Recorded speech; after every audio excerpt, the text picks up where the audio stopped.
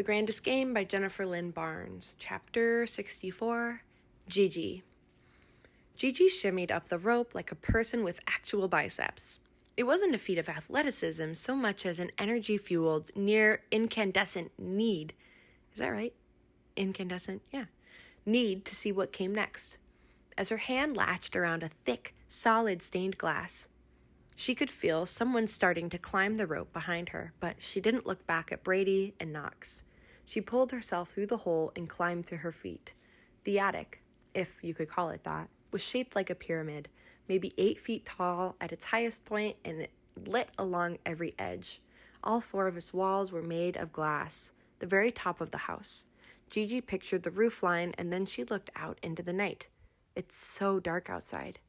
Not for long. Knox effortlessly pulled himself up and in, Brady with the long sword somehow strapped to his back, coming next.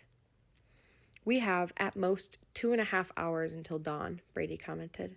2.5 hours, Gigi thought, until this, with the 3 of us, is over. She placed her hand on the oceanside pane and ran her fingers over the word carved into the surface of the glass. Finale. "Here," Brady squatted.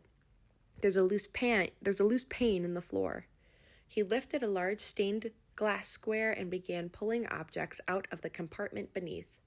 A pair of sunglasses, a roll of wrapping paper, a ball of yarn, a bottle of nail polish remover.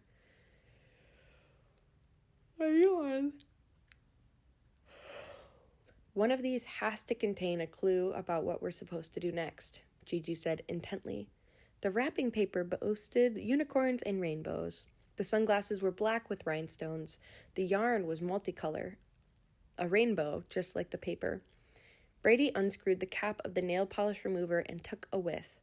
"Smells like acetone," he confirmed, "or something with a very similar chemical composition." "This is the part where he rattles off chemical formula," Knox said, putting on the sunglasses. "The rhinestones really bring out your eyes," Brady deadpanned. "The rhinestones really bring out your eyes," Brady deadpanned. Gigi unrolled the wrapping paper and scoured it for some kind of clue. A unicorn that didn't fit with the rest, a rainbow missing a color, hidden letters or numbers, a variation in the pattern. When she was done with her examination, she flipped the paper over. The backside was solid red. Knox took off the sunglasses. "Nothing written on the inside," he reported briskly. "The lenses appear to be normal lenses." Gigi grabbed the ball of yarn and started unraveling it on the off chance that there was something hidden inside at its center. Nothing. She turned her attention to the attic room. The floor was made of stained glass. The walls and ceiling were transparent. There was nothing in the room but the objects they'd already found. Gigi knelt to examine the stained glass. None of the other panels were loose, but the trapdoor was still open.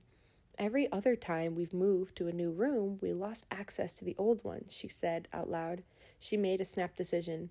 "Bombs away!" Gigi dropped back down to the library. Knox cursed, but he followed her, and so did Brady. Gigi took in the room around them. "It's gone," she whispered. "The Victorian mansion in the castle. Every last doll, every last accessory, every last everything. And that wasn't all. The bookshelves were bare." "How is this even possible?" Brady said. "We were gone under 2 minutes. "I know this one." Gigi raised her hand. "There are actually 2 sets of shelves positioned back to back, built to rotate." Gigi placed her hands together, palm against palm, to demonstrate. "We went up, they spun the bookshelves, swapping in the empty ones. And bonus, those empty shelves have a little something extra. Symbols carved into the wood. The 3 of them spent the next hour trying to decode those symbols, looking for patterns. There were easily 15 different emblems carved into the bare shelves. Some shapes repeated, others didn't. Gigi worked her way through each and every one. A starburst, a heptagon, the does not equal sign, the letter G, the number 9, a sun. What's going on inside that mind of yours?" Brady came to stand shoulder to shoulder with Gigi, peering at the symbols she's been trying to stare into submission for the last 5 minutes. "Chaos," Gigi replied honestly. "Pretty much always."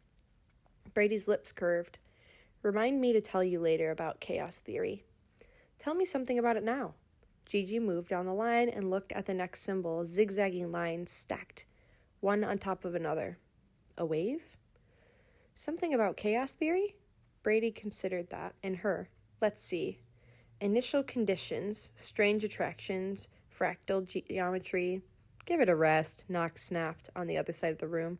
Or what? Brady replied. There's no chain of command here, Knox. I'm not 15 anymore, and we're not brothers. That sucked the oxygen out of the room. Brady didn't so much as check Knox's reaction, but Gigi did. Wounded eyebrows. Fine. Knox's tone was bladed and unwavering. You two keep flirting about chaos theory. I'm going back up. Knox went for the rope. For reasons Gigi couldn't even begin to understand, she followed. By the time she pulled herself through the trapdoor into a standing position, Knox had already claimed all 4 of their objects. What is your problem? Gigi demanded. My problem? Knox didn't even bother to turn around. This team. Brady. You. Growl all you want, Honey Badger, Gigi told him. You don't scare me. Why would I want you scared? Knox replied. The more strategic move would be to win your trust and use that to my advantage. It's a good thing I'm so personable, isn't it, Happy? It was the use of the nickname that got to Gigi. Why did you do it? She asked. Do what? Knox said tersely. Last year, Gigi looked down. Why did you take a deal with Orion Thorpe? Knox didn't answer, so Gigi rephrased. With Calla's father. Brady told you something. He told me all of it, Gigi said. Knox looked down at the objects he'd come up here to fetch. The wrapping paper, the nail polish remover, the sunglasses, the yarn. Calla wasn't taken. She ran away. Brady said, Calla left. Knox's voice went guttural, but when he spoke again, it was in a dispassionate tone. She wasn't abducted. Her family isn't holding her captive somewhere. She's not missing. She didn't meet with foul play, and I know that because the night before Calla left, she came to me to say goodbye. Gigi stared at him. Why wouldn't you tell Brady that? She paused. Why would you tell me that? Maybe I'm not just telling you. Knox turned and jerked his head toward the front of her dress. The bug. The Thorpes aren't the only game in town. And Orion Thorpe isn't the only member of his family who likes to play. I don't know who's listening, but maybe I'll say something to spark their interest and they'll make me a more competitive offer. Money. That was what Knox wanted her to believe this was about. But Gigi's gut said that he'd told her because he wanted her to know that he wasn't all bad. Knox doesn't let people in, Brady said. Why wouldn't you tell Brady that Calla said goodbye? Gigi said, quietly repeating her question. Why would you tell me? Maybe I'm telling you because I can't tell him. Knox shifted the objects to one hand as he lifted the other to the collar of his dress shirt. And I have never and will never tell Brady because Brady couldn't even begin to understand a Calla Thorpe goodbye. Knox pulled his collar roughly down, baring the skin at the base of his neck. A white, puckered, triangular scar. End of chapter 64.